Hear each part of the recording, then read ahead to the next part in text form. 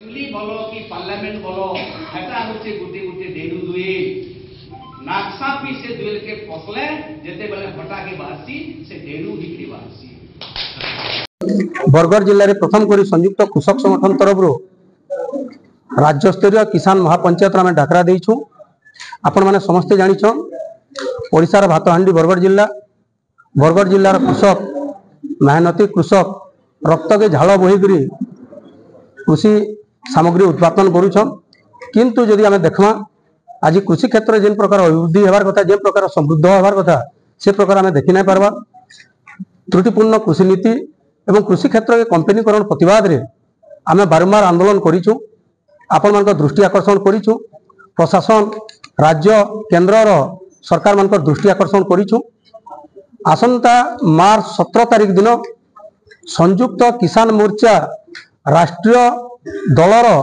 आम नेता माने जगह के आसिक सभा के संबोधित करबे। चौधरी राकेश टिकायत, सत्यवान जी, दर्शन पाल, आफलातुन देसाई, राजेंद्र चौधरी एवं राज्यर प्रतिनिधि मंडली भी आसवे। तार संगे संगे अन्य कृषक संगठन सब नेतृमंडली को आम डाकिछू। आमर गुटे न उद्देश्य जे कृषि क्षेत्र में जेन प्रकार आर्थिक शोषण हो कृषक माने ताहाके नहीं लड़ाई जेन लड़ुचु पुंजीभूत लड़ाई आसंता मार्च 17 तारिख लड़मा। इथिरे मीडियार बहुत बड़ भूमिका से लगी आज आम खबरदाता सम्मेलन करी आपणकर माध्यम रे राज्य एवं केंद्रर कृषक मान प्रति सहानुभूति रखुवा समस्त लोक मान आह्वान करसु। आसुन राज्य स्तरीय कृषक महासभा किसान महापंचायत रे समस्ते सामिल हो एवं आमर लक्ष्य उद्देश्य जे रखीचु राज्य केंद्र सरकार तार गोटे चाप पड़ू एवं जेन कंपनीकरण चली कृषि क्षेत्र के ताके संपूर्ण बंद करूँ। आज आपण मानकर माध्यम रे आगामी 17 तारिख रे जेन आमर किसान महापंचायत अच्छे सेटा तार मुख्य प्रसंग है जे सरकार कृषिपूर्ण त्रुटिपूर्ण कृषि नीति एवं कंपनीकरण विरोध रे महापंचायत से आमर केंद्र स्तरीय प्राय सबू नेतृत्व आउछन एवं राज्य स्तरीय नेतृत्व आसवे। संयुक्त कृषक संगठन विभिन्न ब्लॉक रे विभिन्न कृषक संगठन मान को नहीं करी आज जेन गोटे सेतु बांधी करी बरगढ़ जिले में गोटे विरोधी दल भूमिका निर्वाह करुचे। जेते बेले राजनीतिक दल माने तांकर भितरे सला सुतरा हो करी जेते बेले ताकर भितरे लोकंकर स्वर के उजागर नहीं करवार सेते बेले शोषित दलित निष्पेषित कृषक मजूरिया समस्तंकर स्वर के संयुक्त कृषक संगठन उजागर करुचे एवं सरकार पाखे गोटे विरोधी दल भूमिका आम निर्वाह करुचु। किए कहूले जे बरगढ़ जिले में विरोधी शून्य हो गलान आम विरोधी हिसाब से अच्छू लोकंकर आवाज के उसाबार लगे। द्वितीय है जे आपणकर जेन कृषि नीति आपन देखुन अणसंगठित क्षेत्र में 94% लोग काम करुछन एवं संगठित क्षेत्र में 6% अच्छा। अणसंगठित क्षेत्र में आपणकर पाखापाखि 50% लोक माने कृषि श्रमिक हिसाब से आपन के रहुछन। किंतु सरकार जेन बजेट गुड़ाक करुछन जेन कृषि नीति करुछन आपन आश्चर्य हेबे जे विगत वर्ष बजेट रे एलोकेटेड जो अमाउंट रो पाखापाखि 11,000 कोटी टंका सरकार खर्चा करि नै पारी।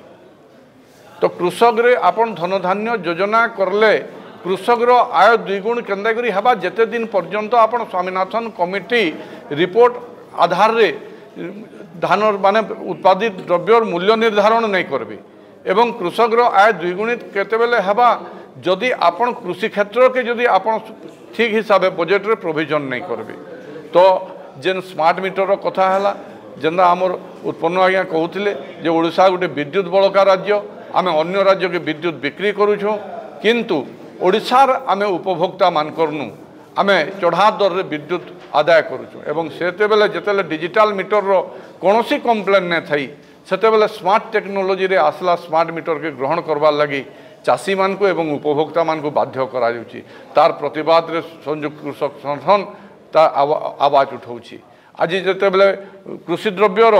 मूल्य जेते बिक्री नहीं पारबार एवं आपण आउ गोटे जिनिस अच्छे जेते बेले लघु बनजात द्रव्यर आपण बजार व्यवस्था नहीं करि पारबार एवं अर्थकारी फसल जेनटा 4 महुल अच्छे तार दर निर्धारण नहीं करि पारबार चाषी माने शोषित होउछन। तो विभिन्न प्रसंग के नहीं करी राज्य स्तरीय आंचलिक स्तरीय बजेट व्यवस्था त्रुटिपूर्ण कृषि नीति एवं जेन जीडीपी के आमर जेन अवदान जेन कृषक मानकर आय कमी कमी जाऊे कृषक जेन चाष छाड़ुछन तार उपरे गोटे सचेतनता सभा सांगे सांगे गोटे प्रतिवाद सभा आगामी 17 तारिख रे हेबा एवं ई वार्ता आम लोक देवार लगी आज सांबादिक सम्मिलनी आपण मान माध्यम रे आम लोक मान निवेदन करुचु जे जेन माने भी तांकर बकिया विद्युत बिल दे नहीं पारी किंबा एरियर अच्छे से माने भी गोटे गोटे फॉर्म संयुक्त कृषक संगठन तरफ दिया जाइछे से फॉर्म आवेदन करी से माने मुख्यमंत्री को लेखुन जे आम बकिया विद्युत बिल दे नहीं पारूँ आमर बकिया विद्युत बिल एरियर जेनटा अच्छे माफ करा जाऊ एवं आमको जेन 300 यूनिट मागणा जेन आपण कहिथिले 300 यूनिट मागणा विद्युत दिया जाऊ एवं कृषि क्षेत्र रे आपण जनता जलकर आधार नौछन कृषि क्षेत्र रे विद्युत बिल संपूर्ण छाड़ करा जाऊ एवं जलकर आधार 305 टंका निया जाऊ कृषि उपयुक्त मूल्य दिया जाऊ कृषक जेन वन्यजंतु दाउरू प्राकृतिक विपर्यय जेनटा आपणकर फसल नष्ट होचे तार मध्य उपयुक्त आकलन करी चाषी मान को क्षतिपूरण दिया जाऊ एवं चाषी को सर्वोपरि सम्मान दिया जाऊ एवं जेन आपणकर 8 कमिशन पे कमिशन जेन आउचे जेन पाखापाखि 3 गुण होचे सरकारी चाकरिया मानकर दरमहा सेंता कृषक मानकर आज जेनटा तार मान दर उत्पादित मूल्य अच्छे सेटाके भी सेंता समान ताल रे 3 गुण वृद्धि करा जाऊ एवं इन्फ्लेशन के काउंट करी कृषिजात द्रव्य के रखा जाऊ एतकी कही आज आपण मानकर माध्यम रे आम वार्ता दौचु।